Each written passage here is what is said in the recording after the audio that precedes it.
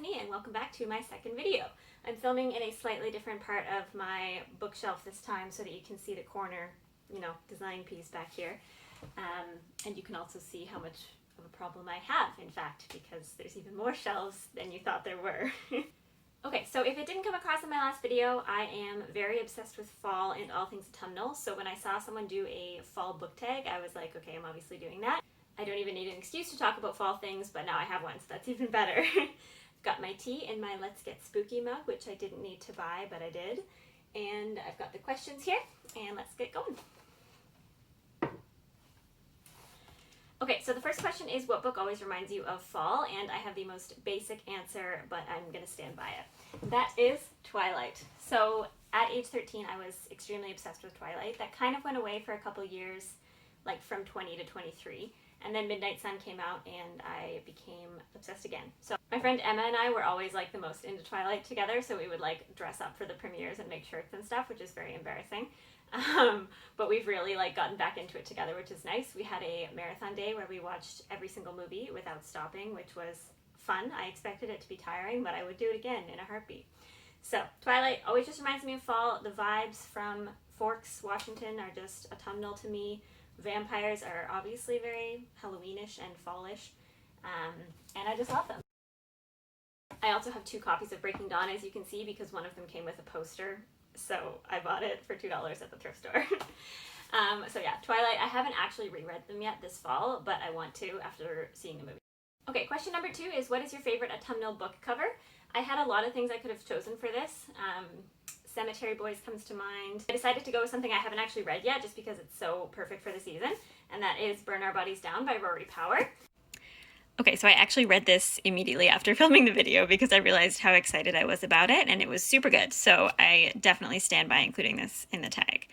It follows a girl named Margot who has always lived with just her mom, and they're in like a semi-abusive, codependent relationship. It's a little bit weird. So she decides she wants to know more about her family and runs away to find out what secrets her mom might have been hiding. It's super spooky. It is a young adult mystery, but it's like kind of not gory, but like weird. However, I would definitely recommend it. Okay, the next question is, what is your favorite autumnal drink to read with? I have recently become very passionate about tea, which I never was before.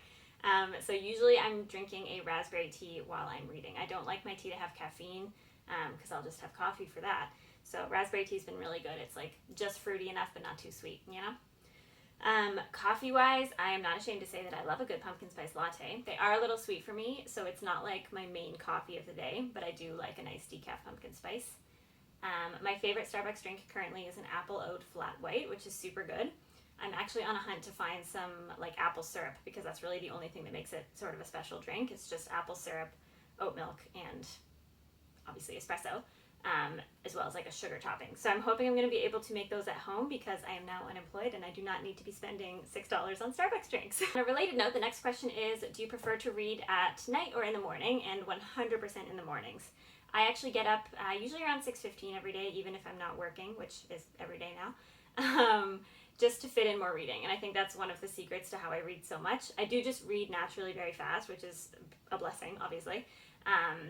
But I squeeze in about an hour of reading time every morning, and it makes me kind of excited about the book that I'm reading, so if I have any free time during the day, I'll just come back to it. And of course, it's just some extra time that I probably wouldn't have otherwise and might just waste on watching YouTube videos or something like that. So first thing in the morning, I get up, I make my oat milk latte with my espresso machine, which I absolutely love. Hopefully soon it'll be an apple oat flat white. And I sit down with my cat and my cozy blanket, and I get some reading done. So definitely in the morning. I struggle to read late at night because I fall asleep at like 10. Whoops. I also find that if I'm reading later than my usual bedtime, once I wake up, I have no idea what happened in the book. I just completely forget it. So that's not usually ideal. Okay, the next question is, Halloween is coming. What is your favorite spooky read? And again, there's a ton of things I could have said for this. I wanted to say something that was a little bit less popular than like Stalking Jack the Ripper or Miss Peregrine's Home for Peculiar Children, which are 2 things that came to mind. Okay, so this is the His Fair Assassin series. There are 3 books, and then there's also a companion duology. So I've got the first book, Grave Mercy, and the second book, Dark Triumph here. They center around a lot of different characters, but the first book follows Ismay, who escapes an arranged marriage to join a convent. And at the convent, she learns that the nuns I guess they're nuns, are actually assassins serving the god of death, I think. I haven't read these in a while, but I remember really loving them, and I'm super excited to read them probably this week. Okay, for the next question, I've got a big stack of books here, because the question is, what is your ultimate comfort read? I love rereading like my childhood favorite books. A lot of the books that I have are things that I kept from when I was a kid. I didn't keep them all, but I did keep my favorites, and my all-time favorites, I think, are by Tamora Pierce. So this is my Tamora Pierce collection. She writes, I mean, middle grade to young adult, it does definitely read a little younger, fantasy, and they are like super feminist, super empowering, and I really do think that they like made me the woman I am today. So she's got a bunch of series. Protector of the Small, The Immortals, Lioness Quartet. These are, I don't know what these are actually called, but Trickster's Choice and Trickster's Queen, the Terrier series, which I don't own all of, and then Tempest and Slaughter is actually a new book by her, which I haven't read yet. I didn't know that it was a thing, and then I discovered it on Goodreads one day, and I was like, oh my god, I can't wait to read this. So it's weird that I haven't yet. But I love these books. They just bring me back to being like 10 and just super into them and discovering how powerful women could be, as lame as that sounds. So not necessarily fall themed at all, but I do love a good nostalgia in the fall, and these are so good. So if you have any like 10, 11-year-olds in your life, these are a good bet. But also I'm going to reread them, so like you don't have to be 10. Okay, the next question is, what is your favorite autumnal reading snack? And this is going to be a quick answer because I really don't have one. I prefer to snack while I'm watching TV, not while I'm reading. And I don't really have an autumnal snack specifically. I'm into popcorn, and I've been making cookies a lot. I made peanut butter graham cracker cookies yesterday. I guess those are kind of fallish, but I don't know, popcorn. Okay, next up is, what is your favorite fall candle? And I have two answers for this. The first one that I have is pumpkin pecan waffles from Bath & Body Works.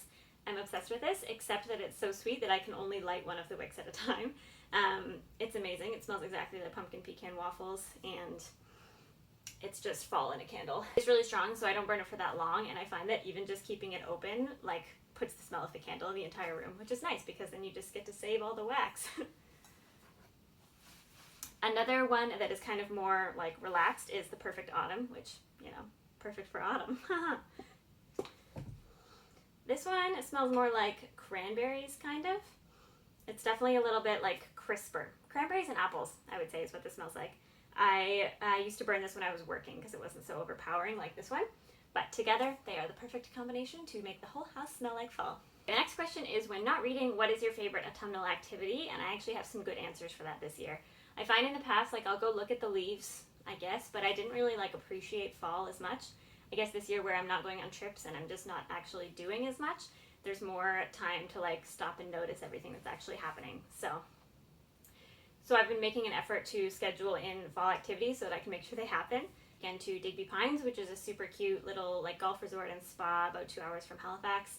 And it was amazing. The room was super charming, and we had a gorgeous view of the ocean. We also did a ghost tour at Citadel Hill, which is a historic fort in downtown Halifax. So it was pretty good. It was like very family friendly. I was still scared because I'm a baby, but it was like super atmospheric and nice to do something kind of different and creepy.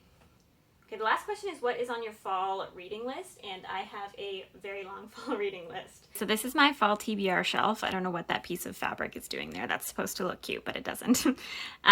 So I've got one shelf here that is the books I've already read, and then these are ones that I am planning to read. So I've got the rest of the Stalking the Jack the Ripper series. I've got Miss Peregrine's Home for Peculiar Children. I actually just finished the first book yesterday, so I need to move that. But I want to finish the series, which I've never done before. I've got the Mysterious Benedict Society, Bloodlines, which is a like companion series to the Vampire Academy books, which I absolutely love. And then I've got a Discovery of Witches series by Deborah Harkness, which I've heard mixed reviews about, but I'm really looking forward to. And then I've got Star Daughter, which is a new release that's not autumnal at all, but I got it in an owl crate and I'm excited about it, so it's on the list. This hidden book here is The Woman in Cabin 10 by Ruth Ware. I am trying to get more into thrillers, like I said, and I've been enjoying Ruth Ware, so I'd like to try another of her books. And then Sky Hunter by Marie Lu is another new release. It is not autumnal, but I want to read it. Then a couple series we've got here. We've got The Diviners, The Madman's Daughter, and Truly Devious, which are some like young adult mystery sci-fi type books. The Dark Descent of Elizabeth Frankenstein, Sawkill Girls, The Coldest Girl in Cold Town, The Name of the Star, and House of Salt and Sorrows. So those are all like spooky reads for various reasons. And finally, we've got the Wicked Saints books over here. The next book is coming out in January, so I want to kind of put these off so that I don't forget them by the time that comes out. These are supposed to be like reminiscent of Kylo Ren and Rey from Star Wars, so I'm into that. All right, thanks so much for watching. I hope you enjoyed. I would love to know if you have any books that remind you